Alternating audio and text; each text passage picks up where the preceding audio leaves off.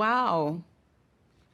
I'm a little bit in shock. I just always thought of myself as Puerto Rican, half Puerto Rican. I didn't think I was, my family was originally from Spain and slaveholders. Yeah. So how are you feeling, my friend? I think it's actually pretty interesting that my husband and I have shared roots. Yeah. So I do appreciate that. And I think it's great for our children to know this information. I guess it's a fact of life that this is how some people made their living, on the backs of others. At first, I was deeply disappointed. The slave thing is a bummer. It's a bummer. I can't control it.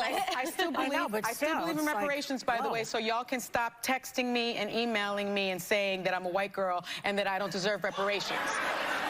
I still believe that... Someone did that to you? Yeah. I don't know who sent her a thing telling her she was a white girl. Okay, it's too much, people. But clean off your television screen. Yeah, that's a lot. So I still believe in reparations. I still believe this country has a lot to do in terms of racial justice.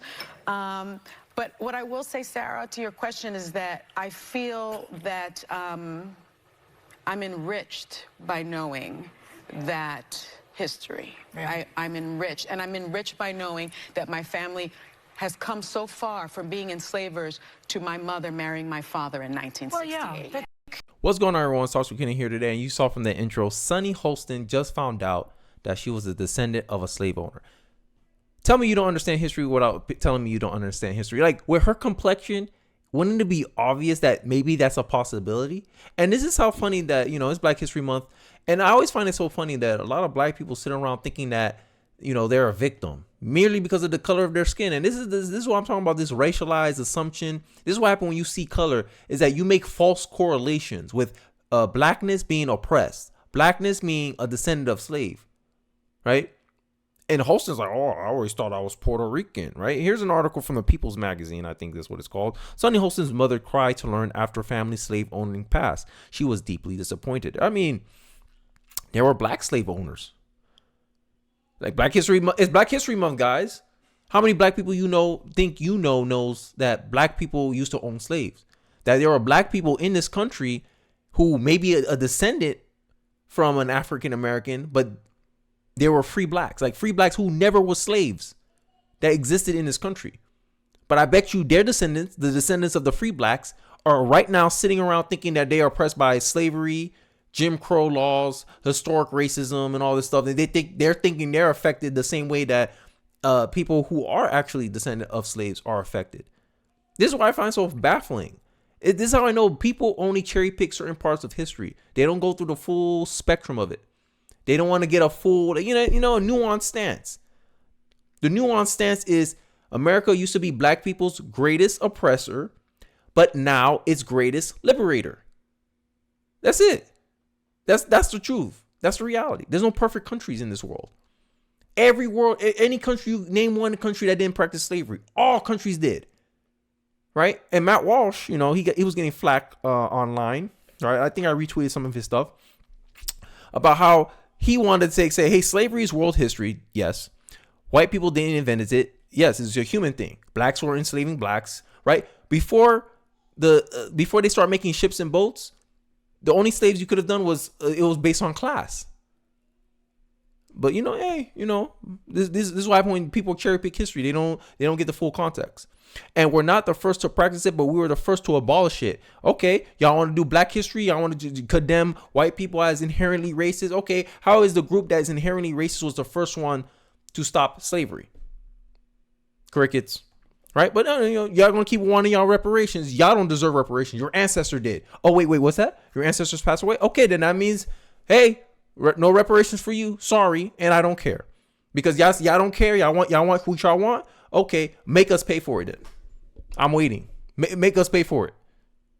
Like, it's so crazy there's some Black people out here that feel so entitled to other people's money. Yet they think they have the leverage to make demands. How can you make demands on somebody for something that they got and you don't? Who has the leverage here? Who really has the leverage here? The Democrats dangle reparations like on a carrot like a stick, and they don't even want to tell you the history of that. Like, this is what I'm talking about. A lot of black people out here who want to argue with me on my comment section don't even know half of the history that I know. Did you know Abraham Lincoln's vice president was a Democrat?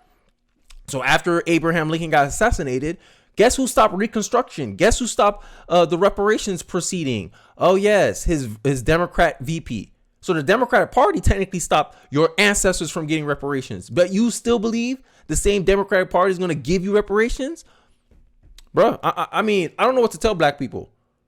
The Democratic Party has no incentive to actually give you what you want. You realize that, right? But hey, you know, hey, what do I know? I'm just a black conservative, right? I'm just giving a different angle. I don't have an incentive to kiss the Democrats' butt. Instead of leveraging my information and use it to make better informed decisions, they'll use the fact that I am a black conservative to hate on me, call me names. But I digress. But you ain't call me a liar. That's all I care about. The last place in the world to still have legal slavery was Africa. So much for black history. It wasn't fully legally abolished until on the continent until 1981. It be your own people, huh? It be your own people. Walsh was applauded by numerous people for his take, including ex-owner Elon Musk, who is an actual African-American, who simply replied true. A Walsh post, which was viewed more than 6 million times, triggered a huge response, including from Kendi, the worst black intellectual in history. I stand on that. Who quote tweeted Walsh's statement and described it as the ultimate white savior complex. Oh my God. The pot calling the kettle black.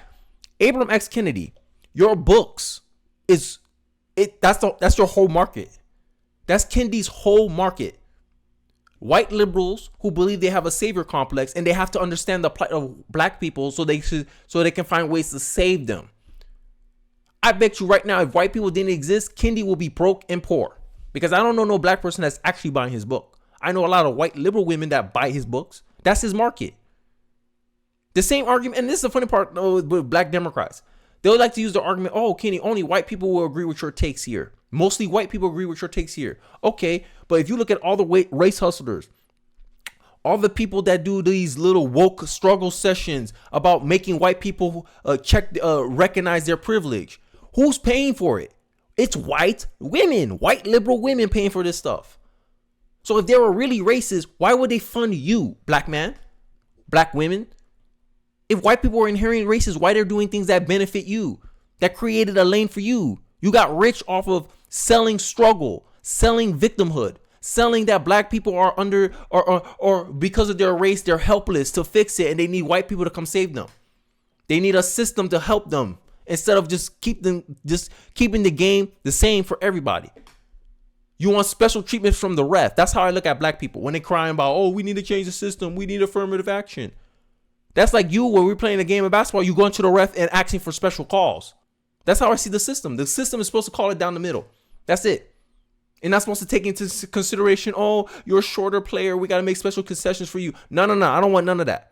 I want one standard. That's it. Because the minute you start making special exceptions, what's going to stop someone to justify exceptions for their people? What's going to stop people from making exceptions that will benefit them? You can't stop that. So to keep everyone honest, judge everyone by one standard. That's how we get to a fairer and better society, in my view. Meritocracy, right? So Matt Walsh challenged this guy to a debate. Why don't we have a conversation live on camera after this issue, about this issue? You can explain to me in person why my statements about slavery was wrong. What do you say? The author of the anti-racist garbage, sorry, that's my take, has yet to respond publicly. Of course he won't respond. This is the same man that tried to pretend that he knows so much more than Larry Elder.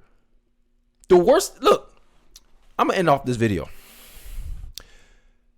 This is something you black liberals need to understand. New black Democrats, especially you black Democrats, especially you old head black Democrats. This is something you need to understand. I'm a millennial. I'm 27 years old. I'm a young man. And I believe I'm the future. I know one thing. My generation of black men, we're more independent. Like, we're more independent thinking. Y'all mad? Y'all scared right now. Like, look at this clip and then I'll get back to my point. There are some people in your orbit who are either voting for Donald Trump or considering it? For sure. A lot of my friends are obviously my age, so we're a little younger. We've only voted once, for a president. And Trump is kind of all we know. And they're kind of Trump and Biden. They're like, well, we were broke with Biden. We weren't with Trump. And that's kind of the only thing that I'm hearing over and over again, is that, well, Trump, we had money. Well, okay. Play with it if you want to. Voters explain why they backed Trump over Biden. We were broke with Biden. We weren't with Trump. Facts.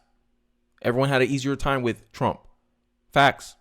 Look at Biden's approval ratings. Lower. It's low. No one thinks he's mentally fit for president. Yet y'all want 4 more years. Okay. 4 more years of what? You want 4 more years of being broke? 4 more years of inflation? 4 more years of gaffes, stumbling, mental gibberish, uninspired, open border, which devastatingly affects your people, especially if you're a black person. Illegal immigration, mass immigration hurts your people more than any other people. Y'all always talking about disproportional outcomes, disproportional impact. Migration has a disproportional outcome and a negative outcome on the black community because they're going to move into your neighborhoods first. Ask Chicago. Ask New York. I'm going to keep going. I'm going to keep beating this horse until y'all actually recognize or actually at least come with some counter arguments for what I need to fight off some of the claims I'm making on this video. But you old head black Democrats, us young kids, we ain't going for it no more. I'm done resting on the laurels of the 50 years. Look, once Democrats said that I'm gonna have these ninjas voting Democrat for 200 years. He was a racist. I think his name was Lyndon B. Johnson. He only passed the civil rights bill because he saw it as a political maneuvering to get loyalty for the Democratic, the black vote towards the Democrats. Now, 50 years, 60 years later, you want us young kids to do the same thing? Oh, hell no. The previous generation has failed us. This is my take. This is my personal take. The previous generation of black Americans failed us. They put us in a lower position. Look at the incentives, the structures they allowed in our culture. Our cultures produce single motherhood, parenthood, single parent households, which makes our community more prone to poverty, lack of educational opportunities. This is cultural stuff. This is where the black leaders of the previous generation failed us. They didn't create a culture that passed down good information, good habits, good virtues, good principles to us in this generation. And I want to change that. I don't want to pass down the victim mentality. I don't want to pass down this racial helplessness. Because of my skin color, I can't change nothing. Because of the system, I can't do nothing. I'm not going to traumatize my kids with this false belief. I'm not going to put my kids' mindset in a box saying that they can't do nothing because they're a black person. The system is against them because they're a black person. I'm not going to put that crap in my kid's head. This is why I say CRT is garbage, and I'll stand on that. How about that for standing on business? Because if you want to get me riled up, tell me I can't do something because of the color of my skin. Oh, I'll show you. I believe in myself so much that racism can't stop me. I'll stand on that. When these dudes in the comment section want to talk about race, they never want to talk about the impact of race. Tell me how race can stop me. Tell me how my race stopped me. Tell me how my race is a handicap. You can't. But you believe your race is a handicap, so you stop yourself. So you use your race as an excuse to stop yourself from doing things that will actually make you more economically successful, more academically successful. To incentivize you to be lazy. Oh, what's the point of trying? I'm a black man. You know the system's against us. Cope. Yeah, y'all want to. I don't want to curse, but y'all want to whine and complain in my comment section, talking about how unfair you got it, how much progress there still needs to be. You know the little bit of progress we need? It needs to be on us. The rest is us. You got to make the steps. No one can eat for you. No one can drink water for you. No one can make you economically successful for you. And I think this is a misconception that a lot of black people have because they've been conditioned by liberals that they need to be saved. Someone need to give them something. Someone need to give them free money. Someone need to give them welfare, all this stuff. Essentially, the Democrats has conditioned the black community to be passive in transforming their lives, to uplifting themselves. You take it as a passive endeavor. We're not doing good in school because people don't want to invest in our school. How come you don't invest in your schools? Why don't you invest in your own schools? How come you don't put your money behind the things that you want in your communities? You don't.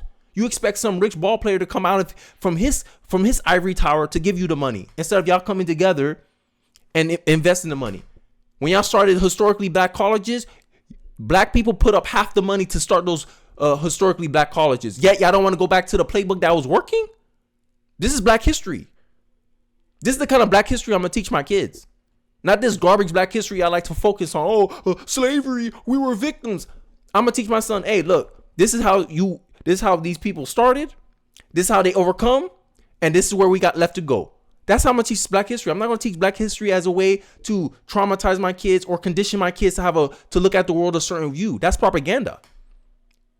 Black liberals all day will complain, bitch and moan, I'm cursing now, about how the conservatives are propagandizing our kids to ignore slavery. And it's not to ignore slavery.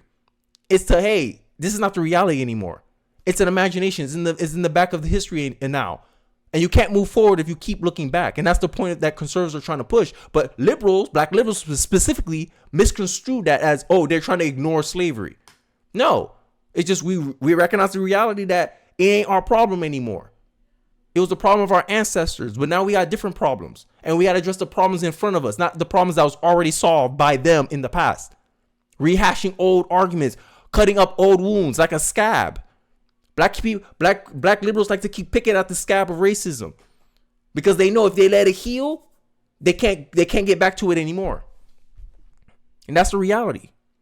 This is why I'm tired of race hustlers. Racism is a minor inconvenience in my life, and that is the reality. It's not my lived experience. It's reality. Look at the stats. You got race-based preferences. If you're a black man, people are trying to give you more opportunities because they feel guilty about where you are in life. Is a racist society really supposed to be doing that for you? You think Jim Crow will be passing laws to give black people special treatment over white people? You crazy as hell. But you still want to pretend that America is a racist country still. I swear, I think a lot of people worship racism. I digress. This is why Sunny Hostin is so devastated. That's why her mom cried, because they can't race hustle the same way they used to. When they talk about how their son was called the N-word, we're going to be like, hey, I guess what goes around comes around because your family was a slave, descendant of a slave owner. Oh, my God. I know Hostin cried after that interview. Because now she can't race hustle the same anymore.